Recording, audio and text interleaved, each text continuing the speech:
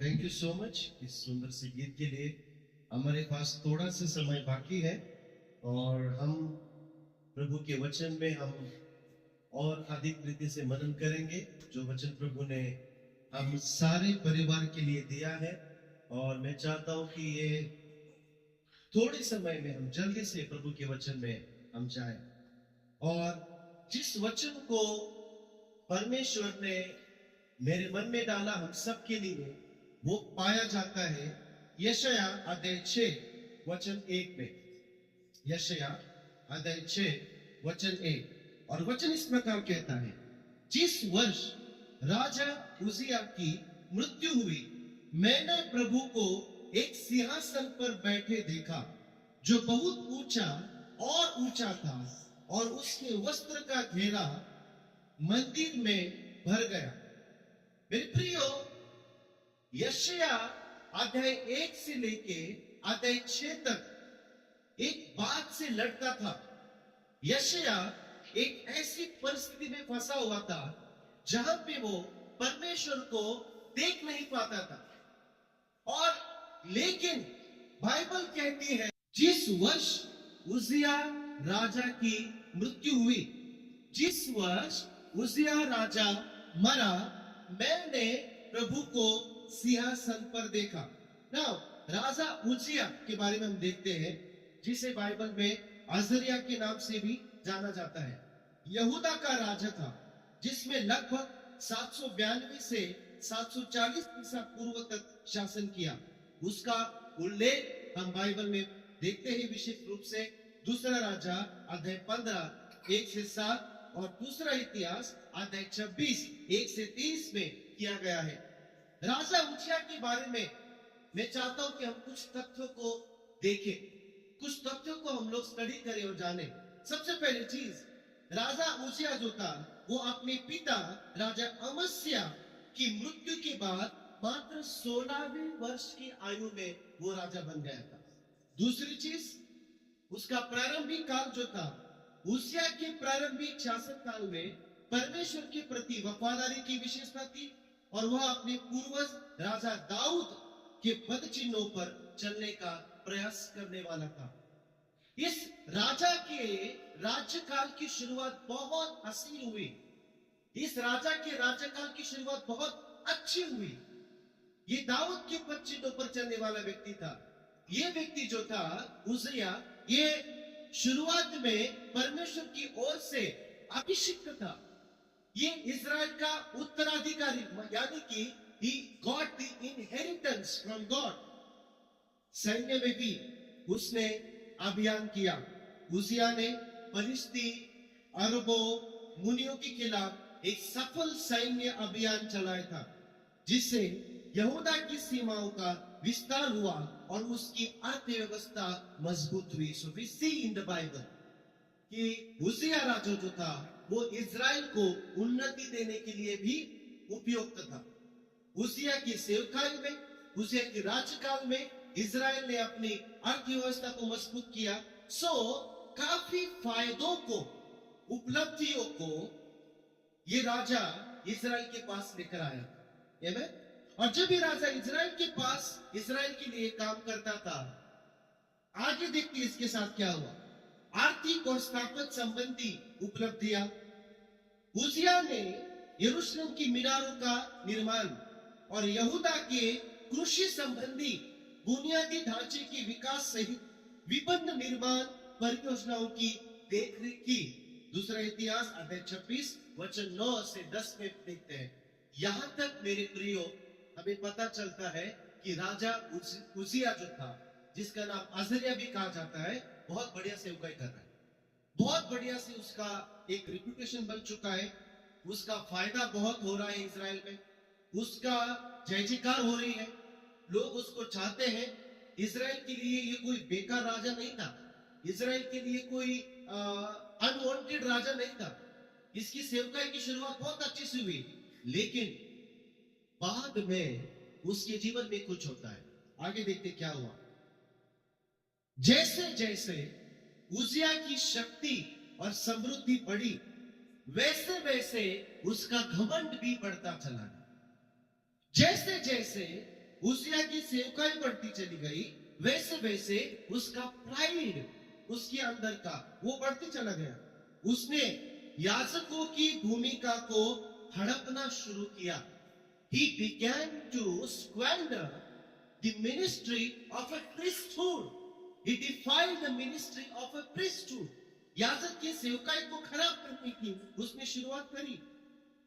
मंदिर में बलि चढ़ाना शुरुआत किया, जिसकी अनुमति एक राजा को नहीं थी। पुराने नियम हम जानते हैं, राजा का कार्य शासन करना, राजा का कार्य जो था वो उपलब्धि कराना, राजा का कार्य युद्ध करना था, और याजक का कार्य था मंदिर में सेवकाई करना। राजा का कार्य था मंदिर में जो है नबूवत को करना, प्रार्थनाओं को करना, इत्यादि बातों को। लेकिन उजिया राजा ने अपनी सीमाओं को तोड़ा। मेरे प्रियो, राजा उजिया की स्पिरिट आज भी हमारे बीच में कार्यरत है।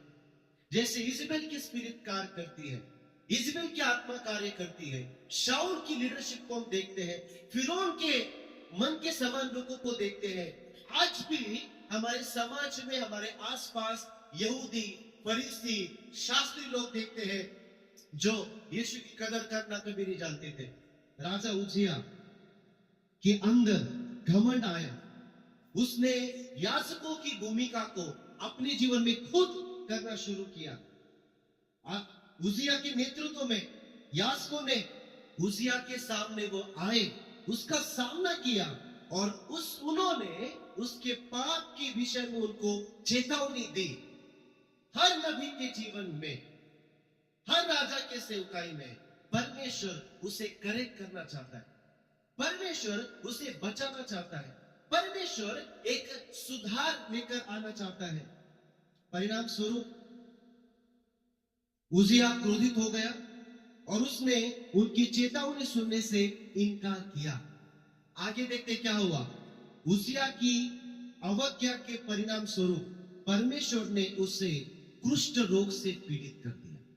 ये वही राजा है जो इजराइल के लिए अर्थव्यवस्था, कृषि व्यवस्था, अन्य कई सारे मीनारों को बनाना, ढांचों को तैयार करना, है ना, सड़कों को बनाना, ये सारे सोशल काम जो सबकी नजर में दिखते हैं, इन सारे कामों को करने में उजिया राजा बहुत निपुण था।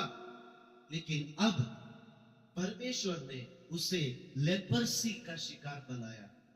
God has struck him with leprosy. कुष्ठ रोग से पीड़ित हो गया क्योंकि उसने अपनी भूमिका छोड़कर याजक की भूमिका को करना चाहा। उसने पाप और घमंड को अपने जीवन में अनुमति दी। मेरे प्रियो, हम चाहे कितने भी बुद्धिमान, कुशल, टैलेंटेड क्यों ना हो, लेकिन जब हम घमंड को अपने जीवन में अलाउ करते हैं, जब हम प्राइड को अपने जीवन में प्रवेश करने देते हैं, हमारा अंत बहुत खराब हो सकता है। कुष्ठ रोग से वो पीड़ित हो गए, जिससे उसने अपने बचे हुए जीवन में एकांतवास में उसको सहना पड़ा। ये वो राजा था जिसे अपने बुढ़ापे में, अपने आखिरी समय में कई लोगों को ट्रेन करना चाहिए था, कई लोगों को सिखाना चाहिए था, कई लोगों को तैयार करना, निर्देशन देना, अगली पीढ़ी को निवेश करना। इन बातों के पश्चात वो अकेलेपन का शिकार हो गया। He went into isolation। उसके बाद उजिया का बेटा योताम ने उसका सहशासक के रूप में उसका उत्तराधिकारी वो बन गया। राजा उजिया से सबसे पहला सबक क्या मिलता है? घमंड और विनम्रता। जब हमारे जीवन में घमंड आता है और विनम्रता चली जाती है, उजिया की कहानी घमंड के खतरों और विनम्रता के महत्व के बारे में एक चेतावनी के रूप में कार्य करती है। दूसरी सीख, परमेश्वर की आज्ञाकारिता।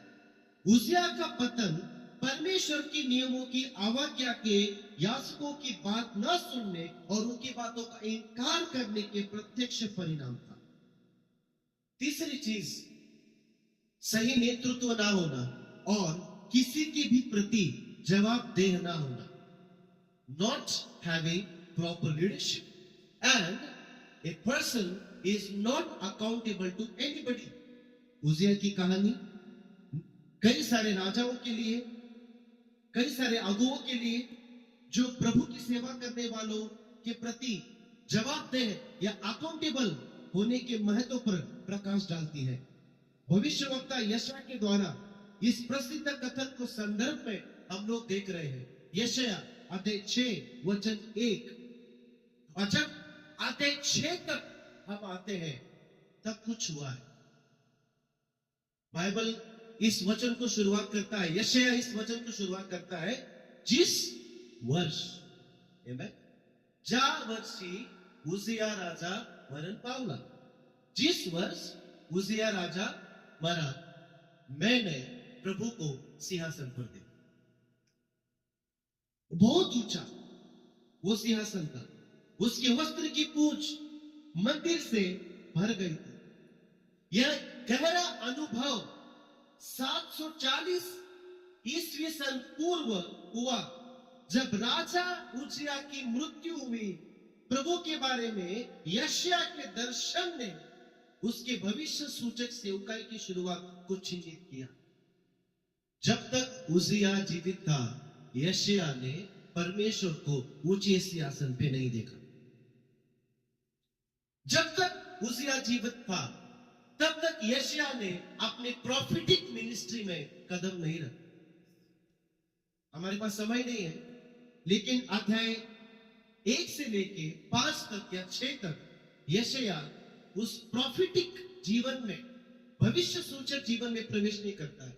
लेकिन बाइबल कहती है कि जिस वर्ष, the year King Uzziah died, I saw the Lord. 2025 की भविष्यवाणी यही है कि इस साल में हमारे जीवन में, सेवकाई में जो उजिया की आत्मा है, परमेश्वर उसको खत्म करने वाला। आमीन। प्रभु का वचन यही कहता है कि अब उजिया के जाने का समय आ चुका है, ताकि मेरे लोग मुझे ऊंचे सिंहासन पर देखने पाएंगे। यशायाह बहुत बड़ा नबी है, इज ए मेजर प्रॉफिट, कोई छोटा प्रॉफिट नहीं है, मेजर प्रॉफिट में।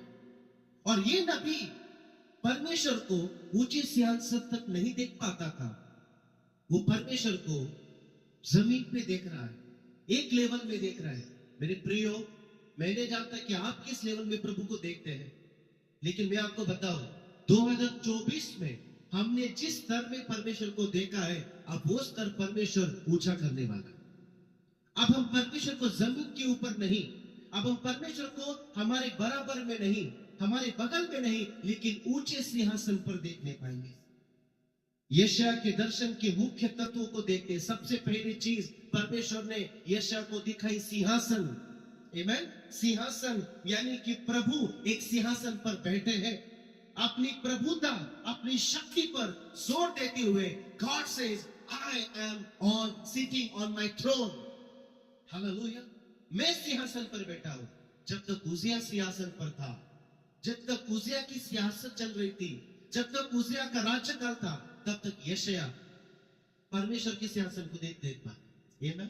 हम में से कई सारे लोग अलग अलग राजाओं की, संस्थाओं की, अलग अलग लोगों की, जिनके नाम बड़े हैं, जिनके पास ज्यादा पैसा है, जिनका नाम प्रचलित है, उनकी सेवकाई को देख रहे हैं, उनके कामों को देख रहे हैं, उनकी उनकी बढ़ाई को हम लोग देख रहे हैं कि उन्होंने क्या किया, उन्होंने क्या किया, उस व्यक्ति ने क्या किया। लेकिन 2025 में प्रभु के सिंहासन को हम डायरेक्ट देखने वाले। हालेलुया। अब हम मनुष्य के कार्य को नहीं देखेंगे, हम परमेश्वर के सिंहासन को देखेंगे। God is seated on his throne. परमेश्वर अपने सिंहासन पर बैठा है। दूसरी चीज, यशायाह ने वस्त्र देखे, he saw the garments. प्रभु के वस्त्र मंदिर के पूरे उस जगह पे भर गए थे, जो उसकी महिमा और प्रताप और ऐश्वर्य का प्रतीक है। मेरे प्रियो, किस चीज से हम ढापे हुए? What is covering us? क्या चीज हमको कवर करती है? किसका हाथ हमारे ऊपर है?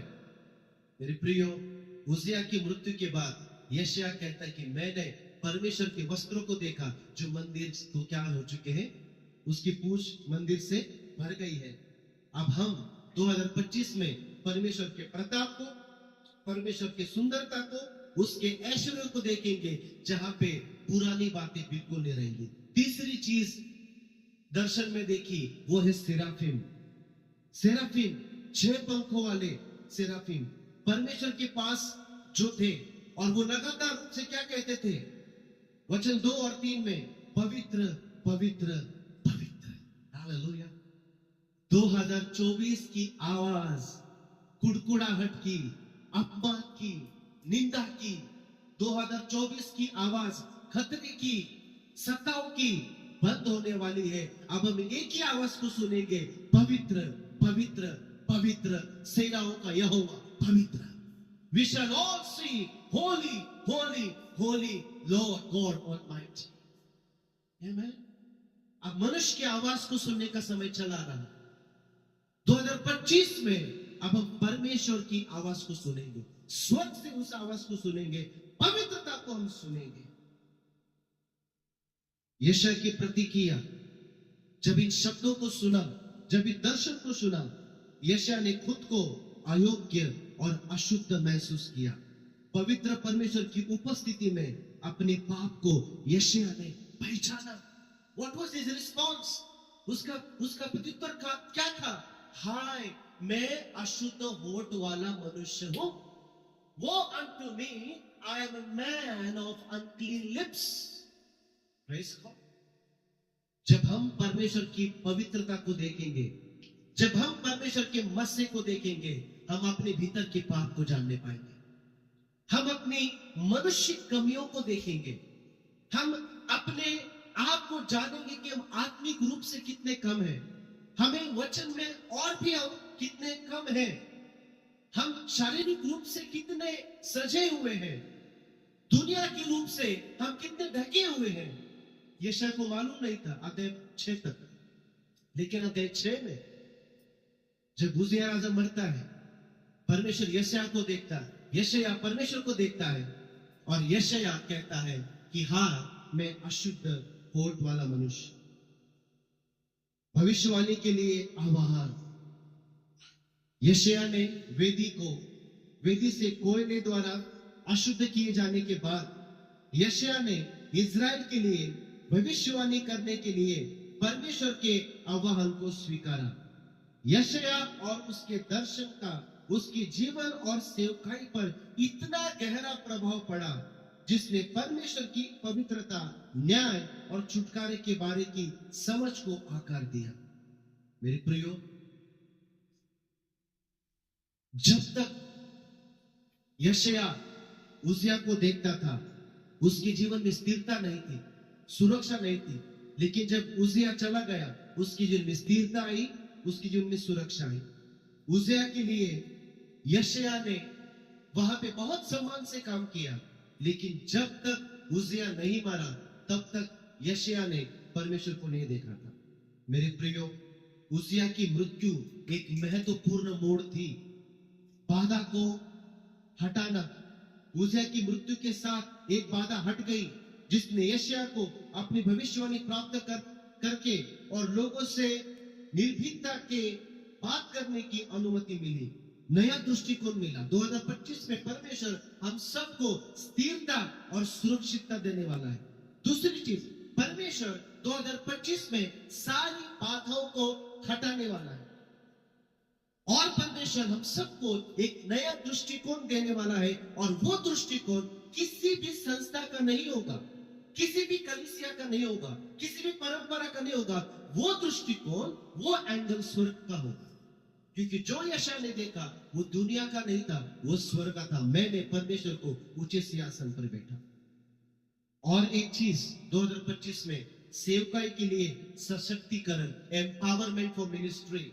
मंदिर में यशाया का दर्शन जो उजिया की मृत्यु के बाद हुआ, उसने उसकी प्रॉफिटिक सेवकाई के लिए उसको सशक्त किया, जिससे वो लोगों को परमेश्वर के वचन बोलने के लिए तैयार हो गया।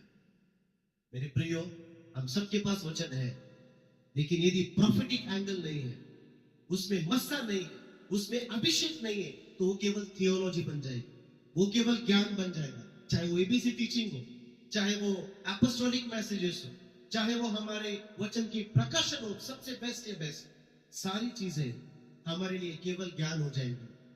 मेरी प्रार्थना है और परमेश्वर का वचन कहता है कि आप परमेश्वर हम सभी के सेवकाइयों को, हमारे इस परिवार को प्रॉफिटिक एंगल में लेकर जाने वाला है। हालेलुया।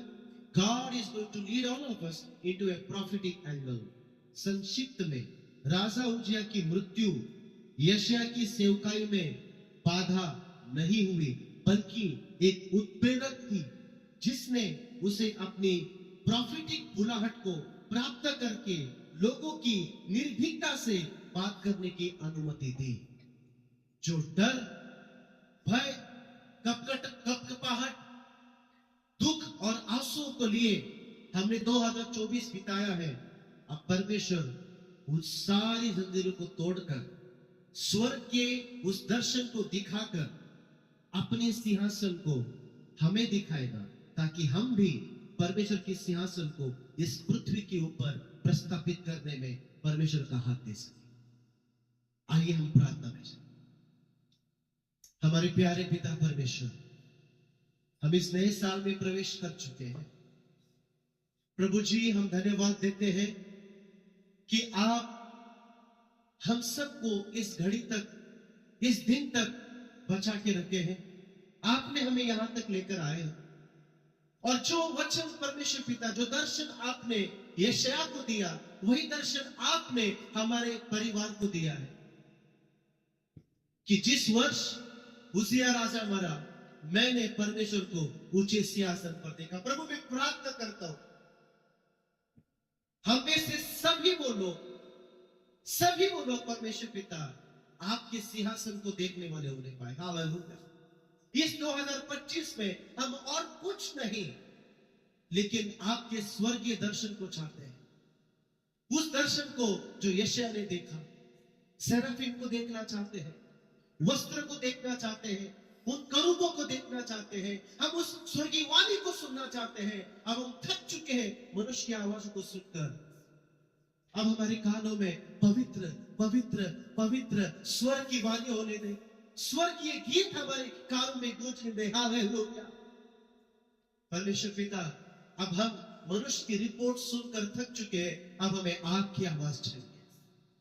Hallelujah, hallelujah. आप हमारे दृष्टिकोण को बदलिए in the name of Jesus. आप हमारी सोच को बदलिए परमेश्वर पिता। आप हमारे अंदर की कमियों को दिखाइए परमेश्वर पिता। हमारी मिनिस्ट्री में ना केवल ज्ञान हो, लेकिन प्रॉफिटिक एंगल आने पाए, भविष्य सूचकता आने पाए परमेश्वर पिता, कि किस समय कौन सा निर्णय लेना है, इस्राएल को क्या करना उचित है, इसका ज्ञान आप हम सबको दीजिए परमेश्वर पिता। इस समय हम जितने भी लोग यहाँ पे मौजूद हैं, अलग अलग शहरों से जुड़े हैं परमेश्वर पिता, आपने हम सभी को 2024 में संभाला। हम अपने आप को, अपने परिवारों को, अपने परमेश्वर पिता बच्चों को, जो शारीरिक बच्चे हैं, आत्मिक बच्चे हैं, कलीसिया के लोग हैं, जो हमारे सेवकाई के लोग हैं, हमारे भाई बहन मसीह में, हमारे आत्मिक पिता, आत्मिक पुत्रों को यीशु के नाम से आपके हाथों में सुपुर्द करते हैं पिता, समर्पित करते हैं परमेश्वर पिता, समर्पित करते परमेश्वर पिता। हालेलुया। उराबा शिकारी वाला वाला बा शिकारा। आप हमारा स्वीकार कीजिए परमेश्वर। इस 2025 में जैसे आप चलाना चाहते हैं, वैसे आप हमको चलाइए यीशु के नाम से। आज के इस क्षण से 2025 का आखिरी दिन तक परमेश्वर पिता आपकी आत्मा की ओर से चलाए चले। जो परमेश्वर की आत्मा की ओर से चले चलते हैं, वे उसकी संतान है। हमारे अंदर का परमेश्वर पिता उजिया को आप खत्म कीजिए। यदि कोई भी उजिया हमारे आसपास है, आप उसको दूर हटाइए परमेश्वर पिता। जिसी के भी जीवन में, सेवकाई में उजिया खड़ा है, उसको दूर भगाइए परमेश्वर पिता, ताकि आपके लोग आपको डायरेक्टली सिंहासन के ऊपर देख सके। सारा आदर, सारे महिमा आपको देते। जितने भी आपके खादिमों ने, आपके दासों ने आपका वचन इस प्लेटफॉर्म पर, इस जगह पे सुनाया है, सभी को यीशु के नाम से आशीष कीजिए। जो जो वचन बोया गया है, उस वचन को परमेश्वर पिता आप 100 गुना परमेश्वर पिता उसमें आशीष दीजिए। धन्यवाद देते परमेश्वर पिता। इस नए साल को दिखाया हमें परमेश्वर पिता, अपने काम के लिए चुना।